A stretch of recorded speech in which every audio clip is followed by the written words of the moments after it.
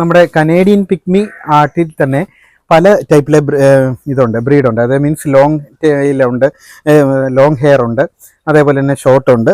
ഇത് കനേഡിയൻ പിഗ്മിയിൽ തന്നെ വളരെ അപൂർവമായിട്ട് കാണപ്പെടുന്ന ഒരു ടൈപ്പിലെ ആടാണ്. സത്യം പറഞ്ഞു കഴിഞ്ഞാൽ സിങ്ക് കോട്ടിൻ്റെയൊക്കെ തന്നെ അതേ ക്വാളിറ്റി തന്നെ ഉണ്ട്. ഞാൻ സിങ്ക് കോട്ട് എടുക്കാൻ ഇരുന്നാണ്, അപ്പോഴാണ് ഇതിനെ കിട്ടിയത്. അപ്പം നല്ല ഹെയർ ആണ്. നല്ല ഹെയർ എന്ന് വെച്ച് കഴിഞ്ഞാൽ അതേപോലെ ഹെയർ ഉണ്ട്, നമുക്ക് ഒരു ശല്യവും ഒന്നുമില്ല.